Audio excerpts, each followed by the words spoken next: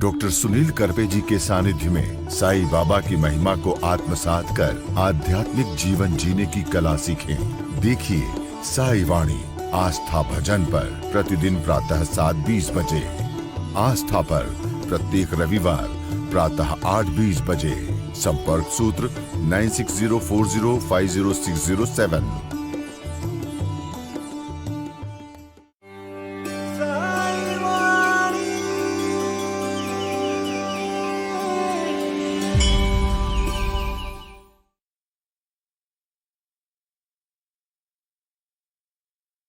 साईं तेरे चरणों में कोटि प्रणाम।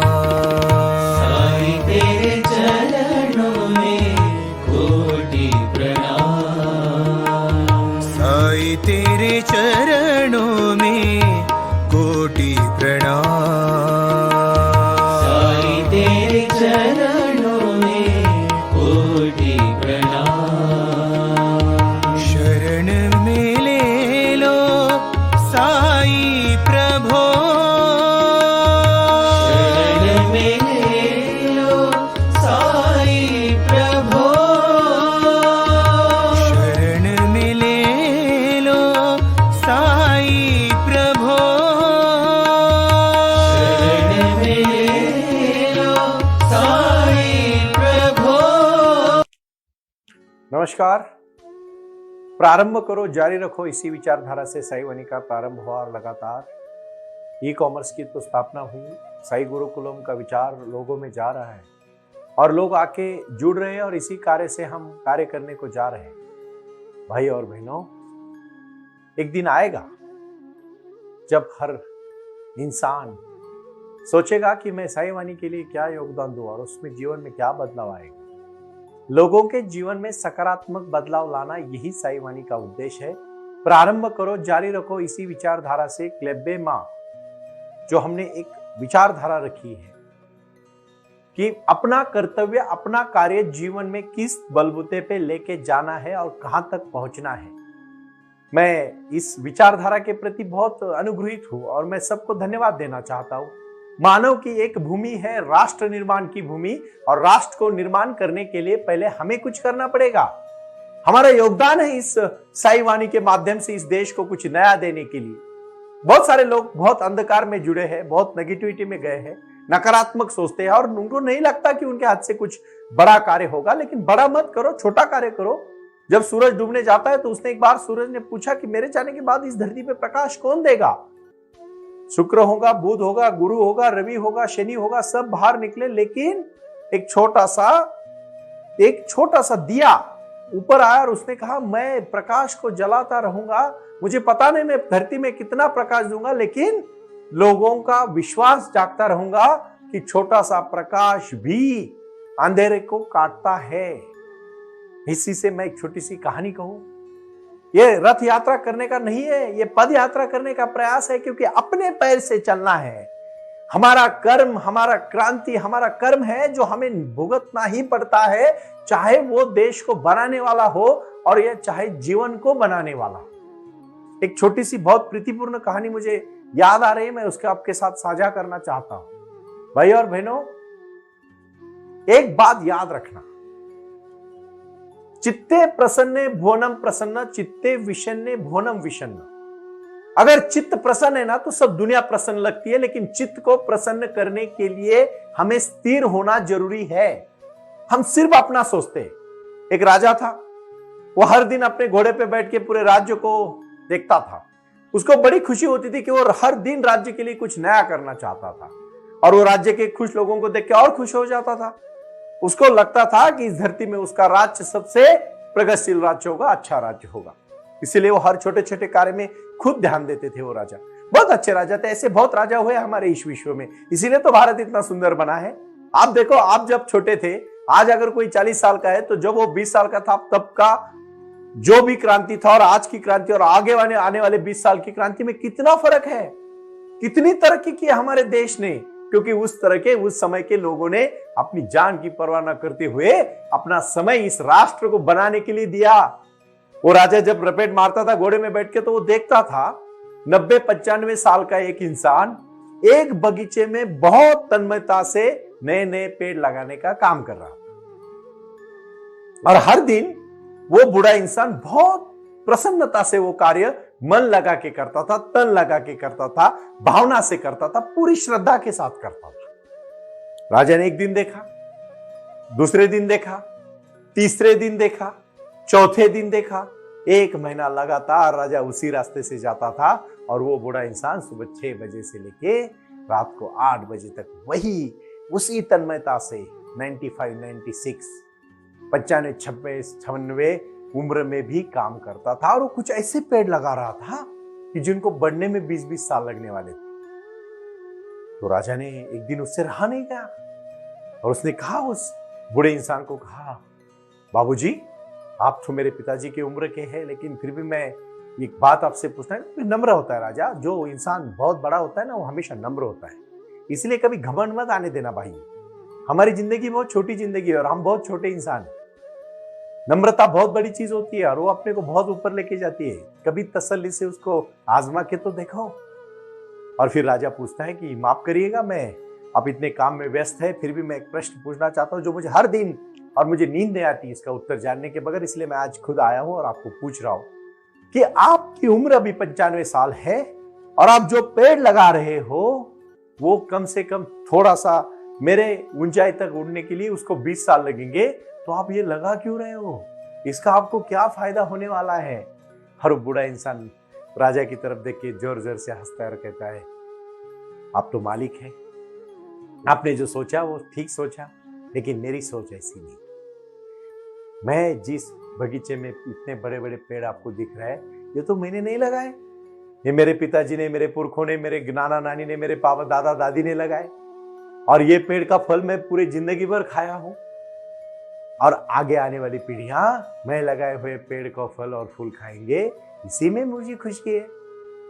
ये एक विचार ने राजा की सोच बदल दी। जो राजा परेशान होता था, बहुत दुखी होता था उस बात को जान के कि मेरे जाने के बाद इस राज्य को कौन संभालेगा, अभी उसको चिंता नहीं रही।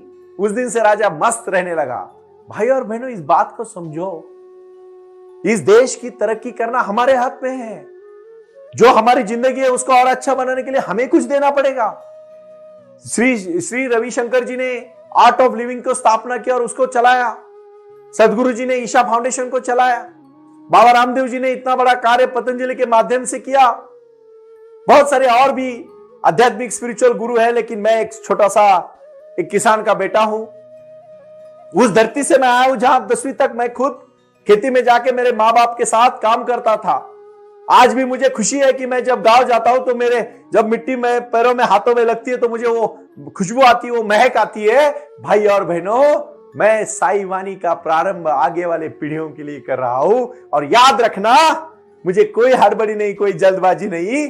प्रारंभ करो, जारी रखो, सबका मालिक एक, मानवता ही धर्म है। यही मेरी साई वाणी पूरे विश्व में फैलेगी और एक दिन आपको आगे वाले पीढ़ियों को छाव देने का काम करेगी। इसमें कुछ कतई कोई डाउट नहीं, कोई शंका नहीं है।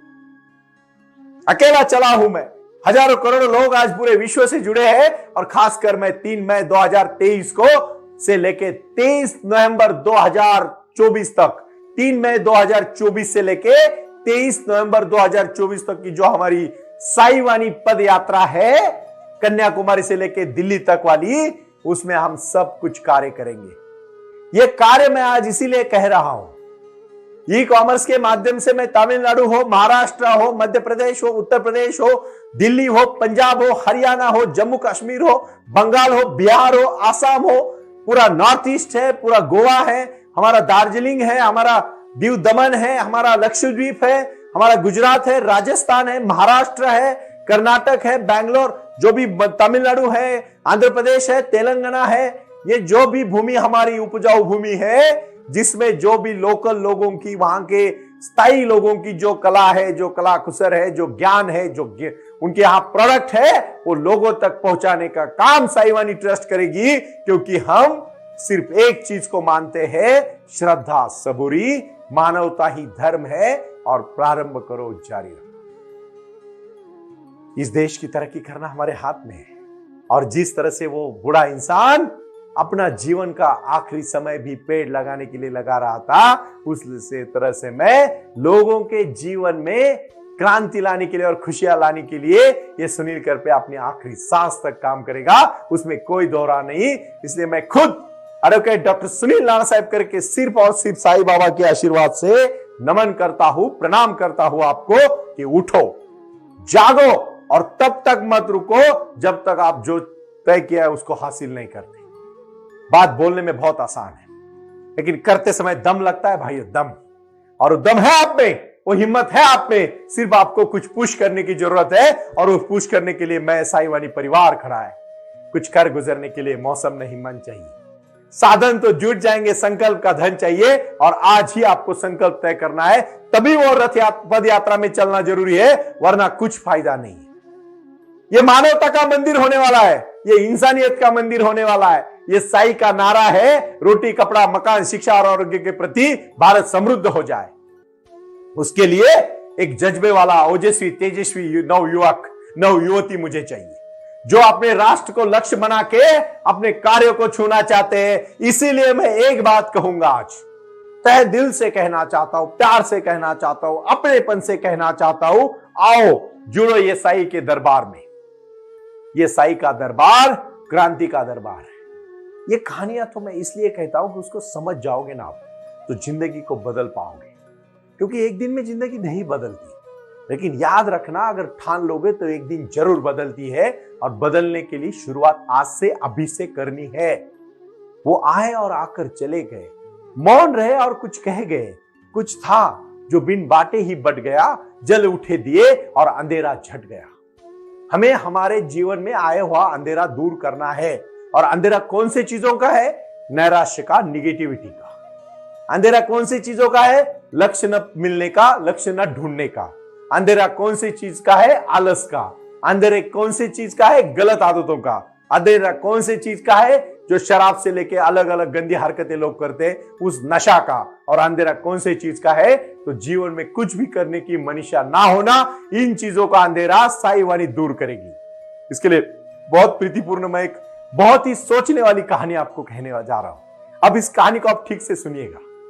एक बात याद रखना, कभी भी जिंदगी में अगर हारोगे ना, तो अपने वजह से हारोगे। दूसरों की वजह से कोई इंसान नहीं हारता। जिसको रीजन देना आता है ना, वो कभी लाइफ में कुछ नहीं कर पाता। हम हर चीज का रीजन ढूंढते हैं, और उस एक बार लत लग गई ना आलस की, उससे बुरी लत और कुछ भी नहीं है। कुछ लोगों की जिंदगी इसलिए खराब हुई क्योंकि वो तय नहीं कर पाए क्या करना है, और फिर बोलने लगे कि अभी तो क्या आधा चला गया और आधा। इसने बताया तेरा जिंदगी कितना है, तू कल भी मर सकता है, तू तो ऐसा समझ पूरा चला गया, तू और 100 साल भी जी सकता है। लेकिन तू गधापन क्यों कर रहा है? क्योंकि तेरे पास जिंदगी का लक्ष्य नहीं है। मैं आज एक बात आपको तहे दिल से कहूंगा, हृदय से कहूंगा, भावना से कहूंगा, समर्पण की भाव से कहूंगा, सब कुछ मालिक के ऊपर छोड़ दो। भगवान सब कुछ है। आत्मा ही एक नश्वर है, शरीर जाएगा, लेकिन शरीर बहुत बड़ा साधन है। और इस साधन को आज साधना के साथ जोड़ना है। यम, नियम, आसन, प्राणायाम, ध्यान, धारणा, इस चीज को आज आत्मसात करो। थोड़ा सा मैं आज साई क्रिया के ऊपर बोलने वाला। कोई भी क्रिया करोगे ना, तो उसका रिजल्ट आएगा। इनपुट दोगे, आउटपुट आएगा। इनपुट ही नहीं दोगे, आउटपुट कैसे आएगा?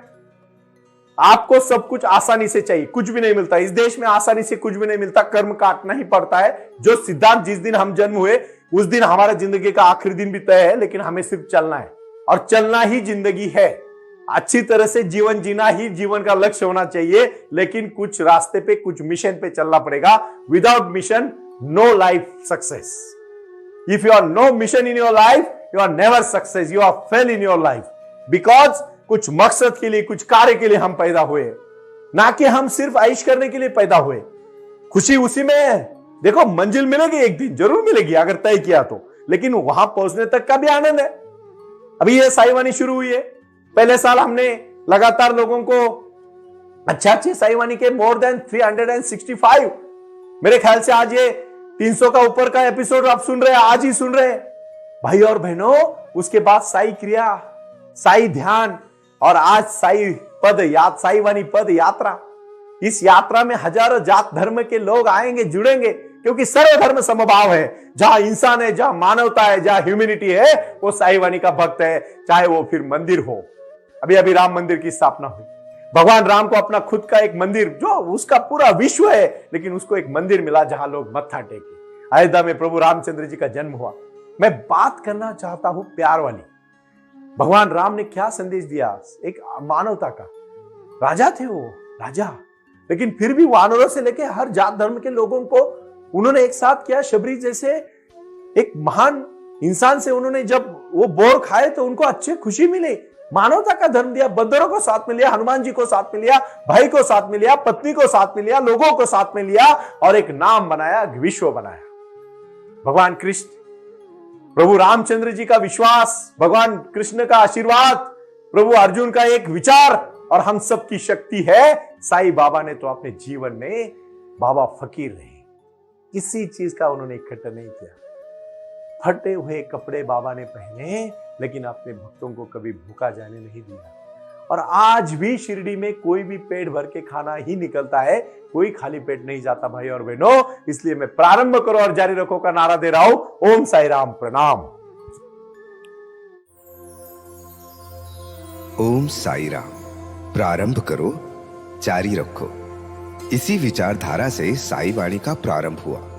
शिरडी के साई बाबा का आशीर्वाद पाके खुद अपने जीवन में एडवोकेट डॉक्टर सुनील नाना साहेब करपे जी ने साई वाणी के इस कार्यक्रम को प्रारंभ करते हुए 21वीं सदी को सही में साई बाबा के आशीर्वाद से लोगों के जीवन में बदलाव एवं खुशियां लाने के लिए साई वाणी का प्रारंभ किया। लगातार लोग साई वाणी को सुनते आ रहे हैं। साई कृपा जो साई ध्यान से जुड़ी हुई है, क्योंकि मेडिटेशन ही एक ऐसी शक्ति है जो जीवन में क्रांति ला सकती है, बदलाव ला सकती है और खुशियां दे सकती है।